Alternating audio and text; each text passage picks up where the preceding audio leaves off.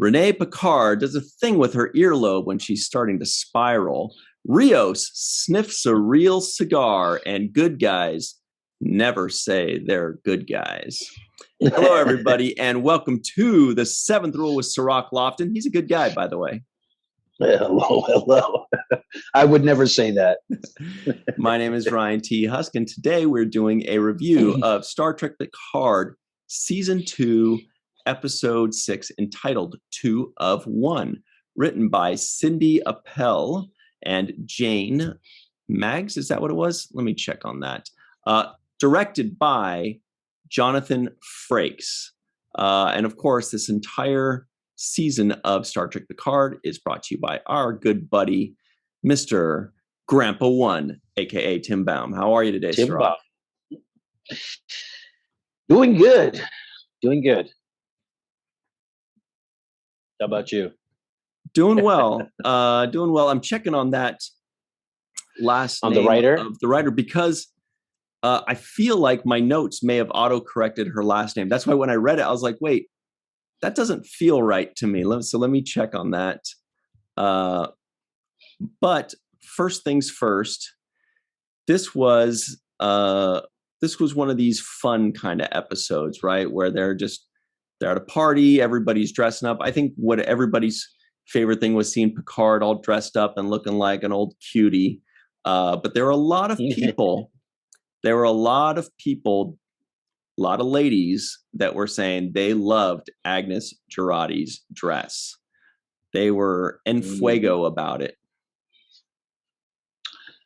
She looks good in red. She looks very good in red. And it was a beautiful dress. She rocked it. Give her a lot of credit for that. She was rocking that dress. Yeah. Well, you being the wardrobe expert that you are, who do you think looked the best? Whose outfit or dress looked the most creative and interesting and radical?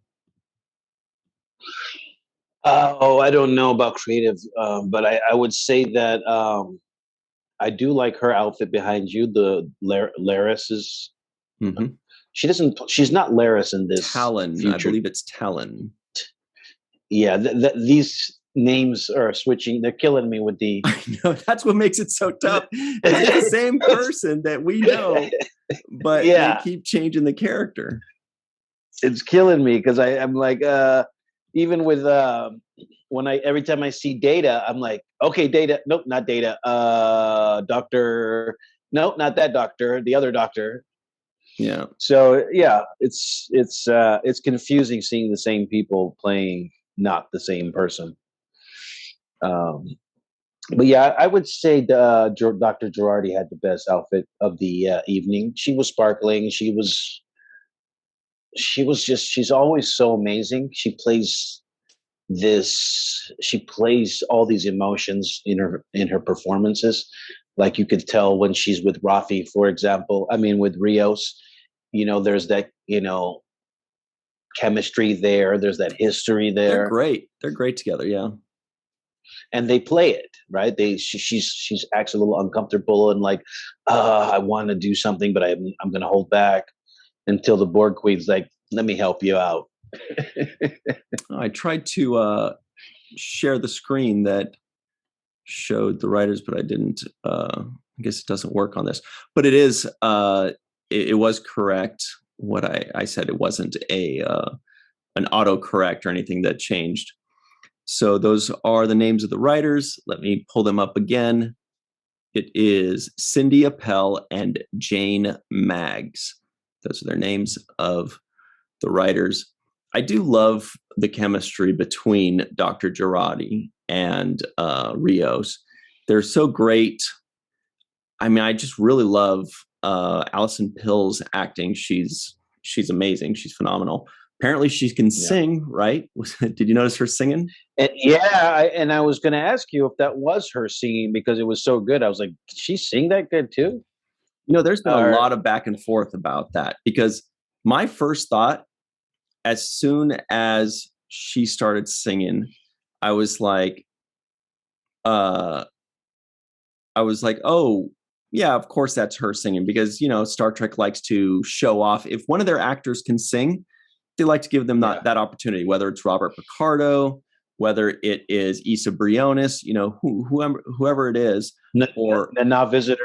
Brent Spiner, right? So, never Aron Eisenberg. Well, there's a reason for that. Or Cirroc Lofton. If you need a rap, now you can call me. I can do some rapping, but singing, no. There we go. Avery can sing. Avery's right. He's got a singing voice. Right. So initially I thought that was her singing. I said, oh, okay, that's what they usually do. But then it looked like it was kind of off when she was walking. Obviously we know she's lip singing, but I was like, I don't know if this voice matches the face. Then I started thinking maybe she wasn't singing. Then I thought she was, because I was like, that would be so weird if they didn't, so we've gone a lot of back and forth. It feels like, and there was some conversation about it in the nerd groups last night. And it's the consensus seems to be that it was her, that it was in fact her. Okay, because I did kind of think the same thing when I first heard it. I thought, was that the same voice? Is that her voice? And I know that when people sing, they usually use their singing voice, so it's not the same as a conversational tone. So you would see some difference. So I was trying to see, is that her singing or not? I, at some point, just let it go, because I wasn't going to lose the moment, because obviously it was about that moment kind of being a distraction, also overcoming her inhibitions. I think that's one of the things that we're seeing with the Borg Queen's influence on Dr. Agnes, is that she's actually causing her to lose some of her inhibitions, right? She's like, don't be fearful, don't do this, or, don't be afraid. Here, let me help you. Good point. It's almost as if they're trying to make it to where this Borg experience ends up being good for Agnes, or at the very least where we understand why Jurati is kind of falling into this thing, because she's feeling stronger with her. She's feeling more excited with her, and somehow the Borg Queen kind of feasts off endorphins. I didn't quite fully understand that, but once the endorphins were released, she was able to get in more. So apparently Borg assimilate, like the endorphins are like the gateway or something like that, where there's like it's closed and then the endorphins go rush them in. They're like, all right, everybody, we got endorphins. Come on in, nanites. Something like that. That was my understanding of it, at least. Yeah, I think you're right. Whatever adrenaline rush that you get when you're in these kinds of situations, either, awkwardness because of love or feelings like she has with Rios, or fear of performing. She just got on stage and just kind of performing gives you those kinds of adrenaline rush. So yeah, I can see that as what they're trying to go for. And I like the relationship that Agnes is playing with the Borg Queen. So Agnes Alison Pill is so good at creating these different bonds with each character. So her bond with the Borg Queen is different than her interaction with Rios and subsequently with Picard. So I think that she's so good at playing these subtle nuances in the relationships between people that she has. And I do like the back and forth between her and this Borg Queen. They're a good combo. I have a little bit of a conspiracy theory. I feel as though Jerry Ryan hardly had any lines in this episode. And I wonder if maybe she was sick. And I don't mean sick in a way where there was something contagious, but maybe she was recovering from something. So she had lost her voice or whatever it is, because she was present in all of these scenes, yet never had a line, like it would always be between Rios and Rafi, with Seven of Nine just sitting there giving a look or giving that look. And I wonder if maybe she did have lines, and then for some reason she had lost her voice or something, so they kind of had to readjust it, because it was just strange to see her be the third person in every scene but have no lines in it. And it wasn't like the lines were character specific to where, of course, she can't be talking to the Borg queen because that's specifically Agnes. It was just people talking over what to do with Picard, about his injury and stuff like that. So I wonder if there was something there to where she just, they're like, okay, we got to cut her lines and give them to somebody else, but she can still be there. So maybe she wasn't sick. Maybe she just lost her voice. I don't know. It was just a thought because it seemed weird to have her there consistently, yet all the lines were shared between two people, Rafi and Rios, for example, and not her. Yeah, and I thought it was weird at the cocktail party when she was over there. So there was the scene with Rafi and Rios at the bar, and actually, I thought it was a great moment there, where Rafi. First of all, they had a subtle, very brief moment where Rafi's at the bar and she's about to order a drink, and she looks down at that bottle of whiskey, right? And that's a moment that people who are recovering alcoholics know very well, and I'm glad that they kind of slipped that in there because it is a real moment for people when they are making the conscious decision to abstain from drinking because they know the effects that it's had on their life and the temptations of seeing a bottle here or alcohol or being invited to parties and people sharing drinks around. It's difficult for people to say no to those kinds of things, and I'm glad that they made a small moment there where Rafi says no to the demons, her prior demons, and says, I'll just take a water. I thought that was just a small moment, but it means a lot to people who understand what it's like to deal with alcoholism. And that's why she's my girl. Sorry, that's a Temptations. Because you said Temptations, and then my mind just got stuck on that. Yeah. Talking about my girl.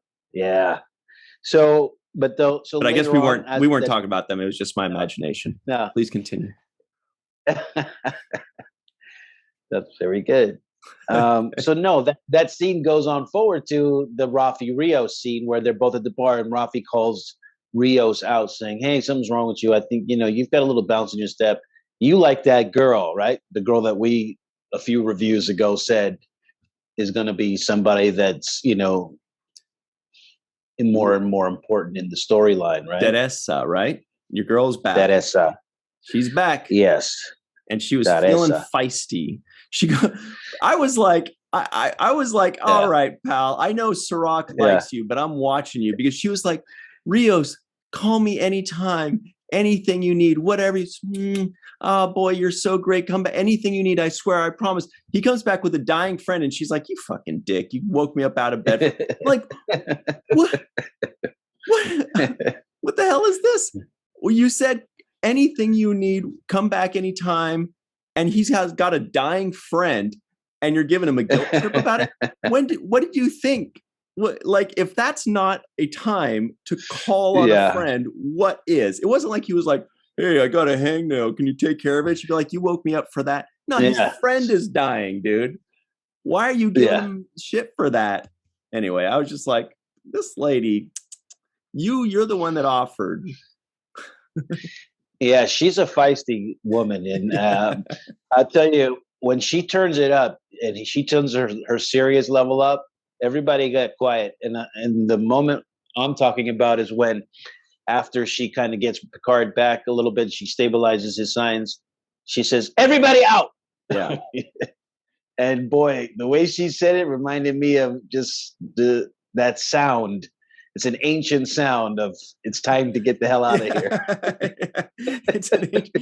We have this lizard brain chemical that goes off that means don't say anything. Don't just no, don't say no, not that either. Nope. No, not even that. Just go. Yeah, just go. And so that our primitive response skills were activated when I heard that. I was like, oh shoot, she's not playing. Like everybody kind of looked around like, all right, let's get out of here. Yeah, that's good. So, but the scene I was bringing up, back to your point about Jerry Ryan not saying much in this episode. So in that scene, Rafi and Rios are talking, and Rafi says, hey, you can't talk to a girl that's 500 years in the past. It's your whole relationship will be built on a lie, right? And she said, basically, we're all we got. and that made sense because they're all there together. They all know the deal, so they're going to be able to talk to each other. But then they look across the room, and Seven of Nine is like having drinks and talking to who?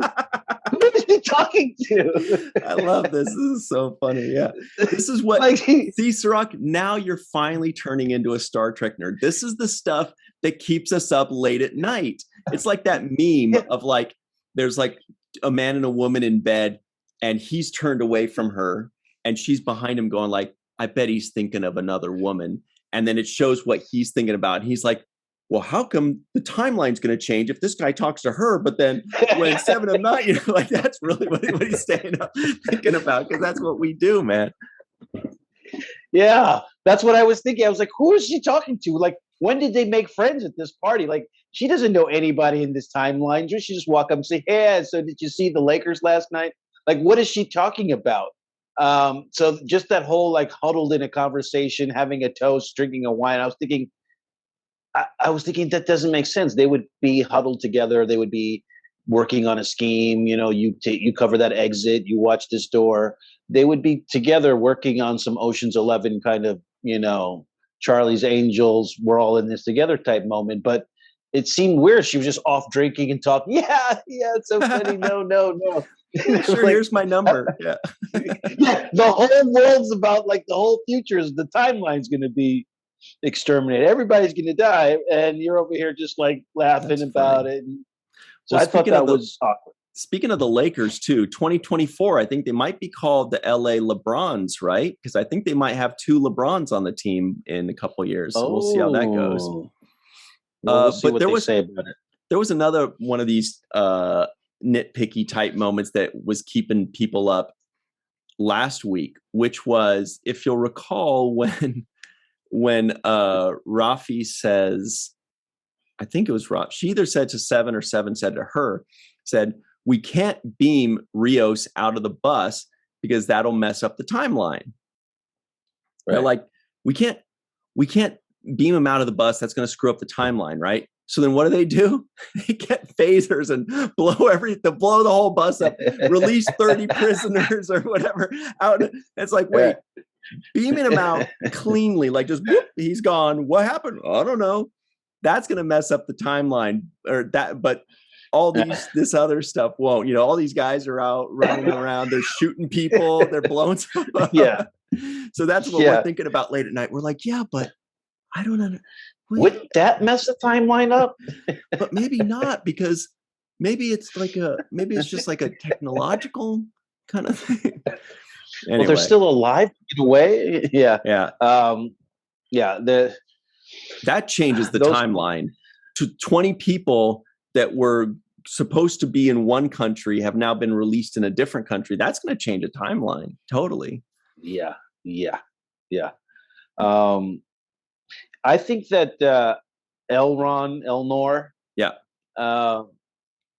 Evan, has the best deals so far this season. He has been in every episode, but only for 1 second, and says absolutely nothing. So whoever his agent is, kudos. Cirroc wants that job. He's like, call me. Call me. Hit me up if you need that.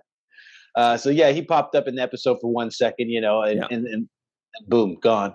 I'm like, boy, that's the easiest day he's ever had to show up to work. Yeah, and I thought they also did something that was very effective, which was the 34 minutes later, 26 minutes later, the little flash forwards, you know, which is how some movies are done. Sometimes we see these in movies. There's just like a movie that it says like this and this happened, and then they go 2 days prior, and you're like, oh God. But this one was just an episode that employed that. Now, I had to fight the urge to be that nitpicky guy and be like actually counting the minutes and being like, wait a minute, they said 14 minutes sooner and this much prior, but then the other one didn't count in the fact that like first it shows him dropping at this time, but then it shows him in the hospital. Wasn't there time that lapsed? So I'm like, don't do that, Ryan. Don't do it. I'm sure they've worked it out. You don't need to waste your brain energy on this. But I thought it was a very effective storytelling device, because it immediately makes us, interested to want to know what happened. We know that it's coming. We know we're going to see it in this particular episode. It would be horrible if they did that. And then they're like, they show it again and they're like 2 minutes earlier, and then credits. They'd be like, what? Come on, man. But they give us that payoff, which is great. That's great storytelling right there. Yeah. The only thing that I have a little bit of difficulty with is these flashbacks that they keep going back to in Picard's head with his mom and a little boy, him as a little boy or something like that. I'm confused by that too. I don't really know where every it's time going. I go to that, I'm like, what does that mean exactly? Why do they keep throwing that in there? Because it literally has nothing to do with what we're trying to do right now. That we think, but obviously that's all going to make sense. Q is going to make sense. Renee Picard's going to make sense. Dr. Soong is going to make sense, and Corey is going to. It's all going to come together, and they only have 4 episodes left to do it, so we know it's all going to start coalescing real soon. I hope so, because real soon, because I have several questions, and that's the other question. Speaking of what a Star Trek fan thinks about at night. One of the things I keep thinking about is, if Q is this all-powerful, omnipotent present that can be in any timeline, why does he need to enlist somebody else to do something for him? I can tell you, I can answer that, I think, because I have stayed up late at night thinking about this. It's a couple things. It could be a combination, or it could be either or. One is that Q has a history of doing this where he just likes to mess with Picard. He likes to teach him lessons. He likes to screw with him. He likes to put him like a rat in a maze. He was like, oh, Sisko, a new guy to mess with. And Sisko was like, nope. And he's like, okay, see ya. I'll go back to Picard. He's more fun. But he has a history of doing that. And Picard's much more tolerant about it. Picard doesn't punch him. He just goes, Q, damn it. What are you doing this time? Or whatever he does. And so it could just be Q being Q. That's just what he does. However, the hints they've given us in this season are that Q is losing his powers. They've used the word unwell when describing him, I believe. They said unwell, or I think it was unwell, but basically meaning he's sick. He's losing his powers. He's sick. So he's actually enlisting the help of Picard in some way for some reason, because he needs it, because he is no longer all. And then at one point in the first or second episode, I think it was second episode, he goes, and nothing happened. And he said, that's odd and very disconcerting or worrisome or something like that. So that tells us that we don't know exactly what the situation is with Q. So he doesn't have all his powers. Seems that way. Seems like he's losing his powers, or may not have any at all anymore at all. Okay. Yeah, that's the part of me that says, well, why does he need to enlist Dr. Soong? Yeah. Why doesn't he just make the Picard girl vanish, or she just gets hit with a piano as she's walking down the street, I'm just saying, if he has all this power, why does he need to have it done in this kind of way? But I guess that's part of the story, so I have to go along for the ride. And me and my, I'm always like, come on, Q, what are you doing, man? Q's always going to do that to you. Q's always going to make you say, what's going on? What's the situation? Why doesn't he just do this? His main thing is he never does the things that he should do. He always makes his toy. He treats humans like toys. He's just like, I want this thing to play out. So maybe he could still, destroy this person or kill, Renee himself, but maybe he needs Soong to do it, because that'll create a chain of events that'll, Soong will then do this or do that, don't really know, but I'm sure they'll reveal it all, in the next 4 episodes. Yeah. Now this was an episode. So this was maybe the shortest episode of these hour-long new Star Trek series. Picard and Discovery. It was so short. How short was it? It was so short that I actually watched the theme song, the main title sequence, because I did it like the first couple episodes, but I'm like, okay, I get it. I want to skip ahead and just get to the show. But this time I was like, hey, it's only 38 minutes. I want to soak this up. I want to get some more Picard in. So I really soaked it up. I enjoyed it. I watched closely at the part where you see Q's big giant Q in the opening main title sequence, because somebody pointed that out online, that how when Q shows his business card, whatever it was last episode, I mean, there's like this digital looking Q in the main title sequence. There is that digital looking Q. So we've been seeing that for 5 episodes and did not even realize it was right in front of our faces. So that was a good catch by someone. Yeah. There were a lot of Easter eggs in this one too, really interesting ones. So here's my rendition of that Q right there. Hang on. Let me spotlight that. Here it comes. Oh wait, I can't. From that episode. Very nice. You see it? Oh yeah. I had the phone number on it and everything. 323-634-5667. And if you call that, it's actually what's his name? John Delancey being Q and answering and leaving a voicemail and doing his thing. It's pretty funny. So give it a call. Oh man, I'm gonna call it up. Yeah. And say, where's my money? Yeah. Somebody online said that they actually called him back, or did but we'll see. Who knows if that's true. I have some nitpicks. Yeah. Well, first of all, one was the inside of the bar scene when Rios is talking to Rafi. He's wearing that tuxedo behind you that you have pictured behind you. And in that scene, his microphone is going up through his shirt behind his tie. They wire everybody with microphones when they're recording. But unfortunately, in this moment when he's kind of leaning, I could see the wire of the microphone. No way. It's just a technical glitch, but it's something that should be. It happens, but it's something that is normally looked after and they try to catch those things on the set as much as they can, right?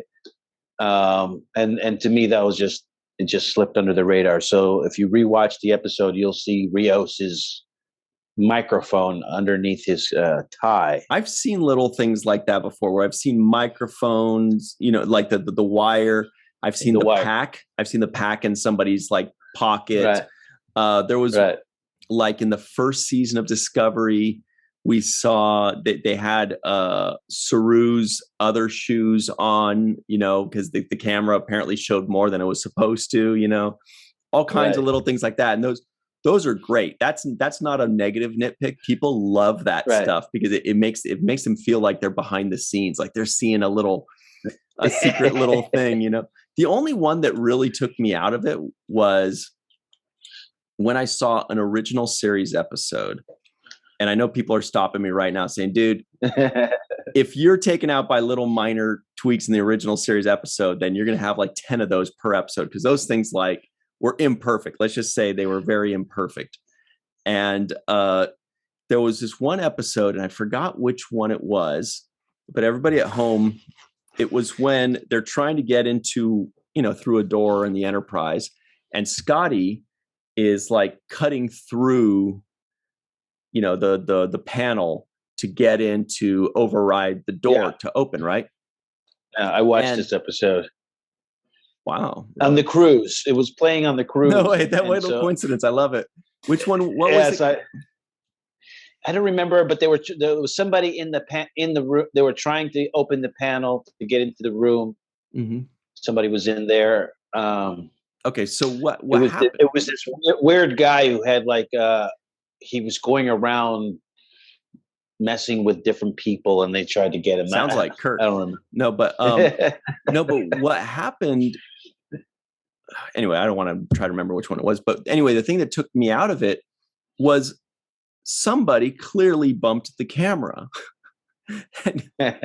because the camera does like a move like this, and it stops, and then all of a sudden it goes, right, and you hear somebody going, and I'm like, you didn't do a second take, like The camera person didn't say, hey, the camera bumped, and it was noticeably bumped. And he didn't say, hey, and I also made a noise. And the audio guy wasn't like, hey, I heard the camera guy. And the director wasn't like, hey, the camera. Nobody, they're like, fuck it. Nobody's watching this. Nobody's going to be watching this 55 years from now. Who cares? It's good enough. It's good enough. I rewound it. I was like, how is this? Anyway, that was fun though. So here are some fun little Easter eggs. Number one is they said at the party, they said Dr. Jemison is going to make a toast. That's obviously referencing Dr. Mae Jemison, who was also in The Next Generation. So now she was mentioned. So she appeared in a Star Trek episode and she was mentioned in another. So that's really cool for her. That's cool. Yeah, very cool. Let's see, what else was there? Picard got hit with a Tesla. Oh, is that what it was, really?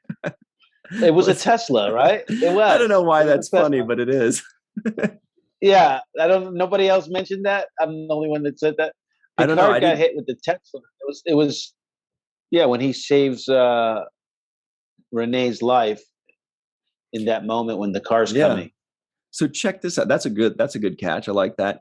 So in the Picard Facebook group, George Mangrum points this out. Check this out, everybody. Remember when Rios was trying to come in and they said, oh, you're an 80-year-old heart surgeon? I don't know if I buy that or whatever. If you look closely, look at the surgeon's name, Carl Leonard Kelly.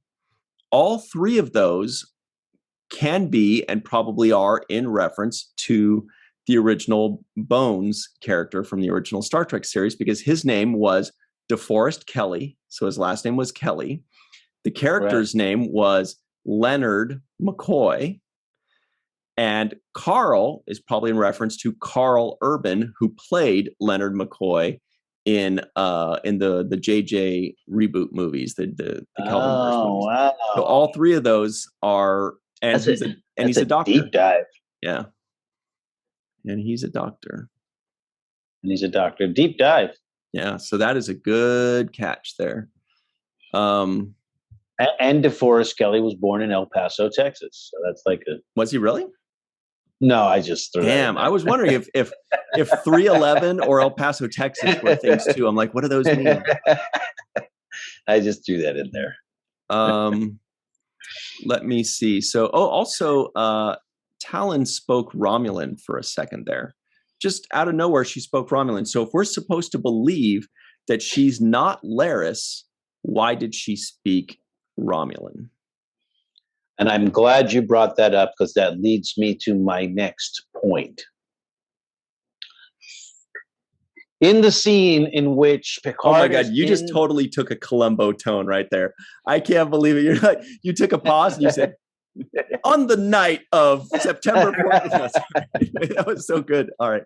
I'm sorry for interrupting. But yeah, that's in that scene where Picard's in the hospital bed. He's being looked at by Laris with some kind of device that's looking at his brain pattern, brain waves, right? And she says, Laris, I can go inside of his mind. Something's going on in his mind. It's not his body, it's his mind. I'm going to use this device the same way I can go in, out, I can go in, or something like that, right? Yeah. And she says these words. It'll be something like a jerry-rigged mind meld. That was the words. Mm-hmm. A jerry-rigged mind meld. And my thing is, how does this character, who is not Laris, who is supposedly Talon, how does she know what a mind meld is?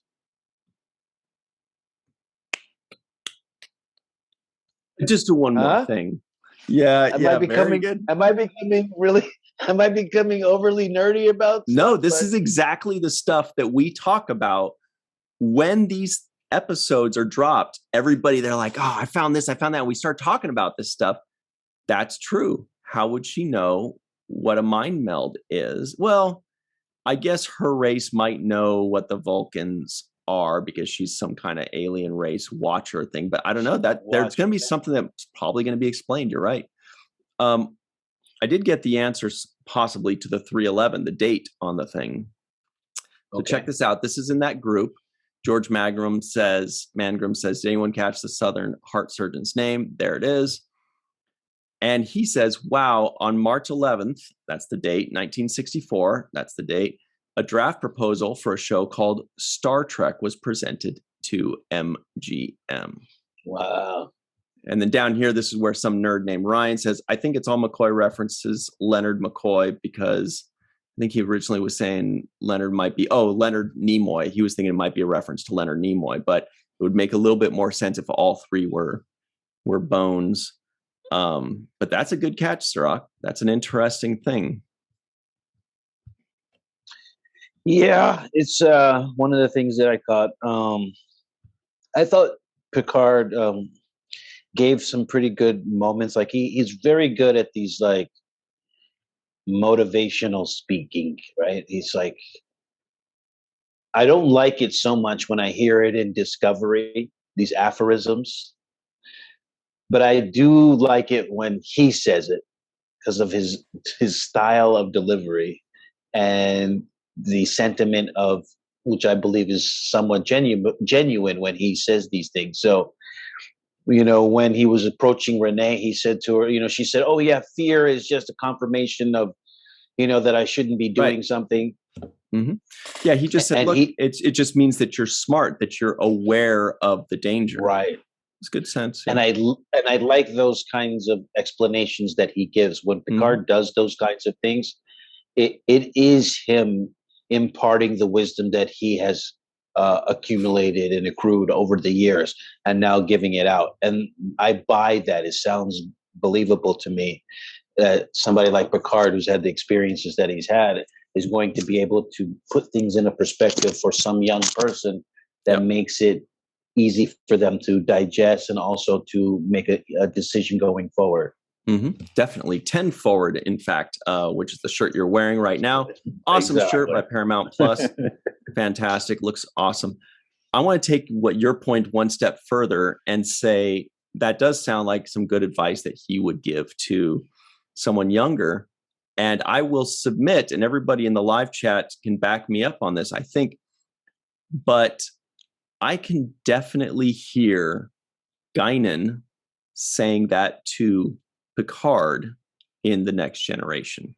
I'm not saying that she did. I'm saying I could definitely see that.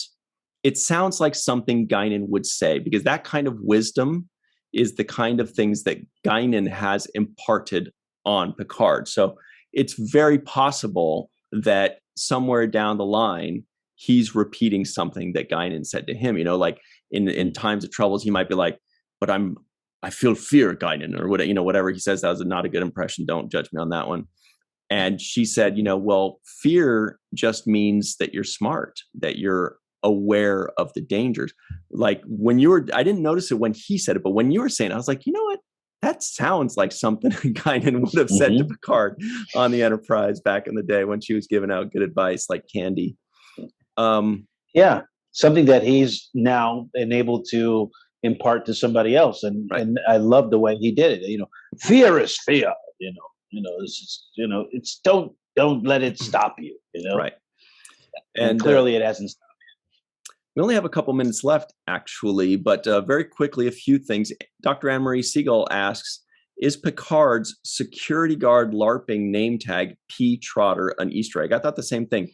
It said P. Trotter. We know it must mean something. It must be a reference to Next Generation grip, or a writer, or maybe the Picard name was originally going to be called Trotter. Who knows? If anybody knows what that Easter egg signifies, let us know, because I'm not aware of it, and I don't know anybody that is. And our good buddy Don Crandall sent a bunch of stuff in. Let's take a quick look at this. He says, definitely not going to share that one. He says, okay, so he says, so Core is an augment, which is something we kind of guessed may be the case, but now we know for sure. Adam Soong is creating augments just like his descendant, Eric Soong, who was also played by Brent Spiner. And this was in a 3-part episode for Star Trek Enterprise. I believe it was a 3-parter. He also mentions that Bashir could also be considered an augment, but he was called enhanced, not really genetically engineered. So who knows? Something that was interesting was he says a great Easter egg at the space exhibit, the Nomad display. So that's something here. Let me just show what that looked like. At some point here, there was Nomad here in the corner. So what that signifies is that in which one was it? Right, it was Nomad is the original series villain, a sentient machine made from an ancient Earth space probe.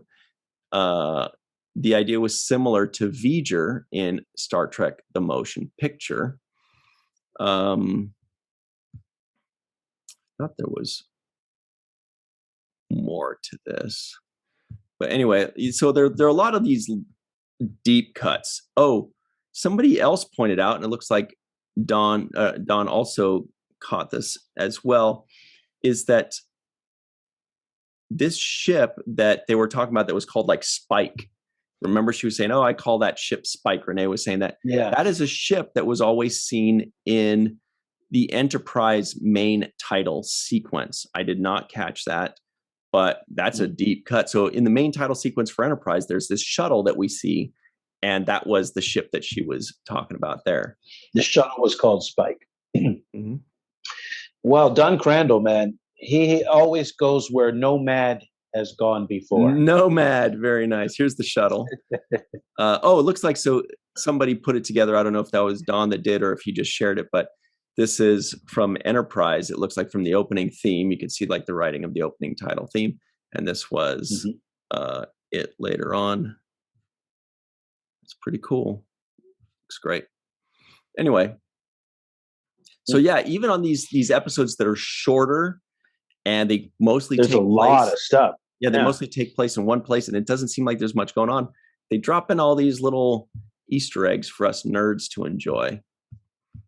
So what I'm trying to say is that we'd like to give a very special thanks to Homer Frizell in Walter Koenig's former apartment building in New York, Dr. Anne-Marie Segal, also in New York, Eve England out in Wales, Yvette Blackmon-Tom, Carmen, a.k.a. Skillet Grandpa One, a.k.a. Timothy Baum, TJ Jackson-Bey out in Missouri, Bill, Victor, Arucan.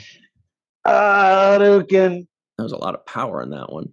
Our good friend Titus Mohler, Darlena Marie, John Mann, Dr. Mohamed Noor, Tierney C, Dieckmann, Anna Post, Rex A. Wood, Anil O. Palat, Dr. Frank Sobozhensky, Patrick David Lindsley, Joe Balsarati, and of course, Dr. Susan V. Gruner. This was a fun one. We have 4 to go, and then it's all going to come together. It's all come together. Nice. I can't wait. Make it happen. I hope they don't hurt Dr. Agnes because she's got to deal with this Borg thing and they can't kill her because she's too good. She's the one that's going to get him back, or maybe she's going to end up becoming the Borg queen that they see in the future. I think that might be where I'm thinking she's going to be the Borg queen. Because she can do it. It's going to and she'll be great at it. Do you think they're going to hurt your girl Teresa? They better not lay a finger on Teresa. I know. That's what I'm saying. You're gonna find them. You'll find them if they do. I'll be looking for it. Me and Rios together. We'll tag team on that. All right. Well, everybody at home, thank you so much for joining us. It's been fun. It's been real. It hasn't been real fun, but no, it's been real fun too. Thank you all very much, and we'll see you next time. Until then, always remember the 7th rule.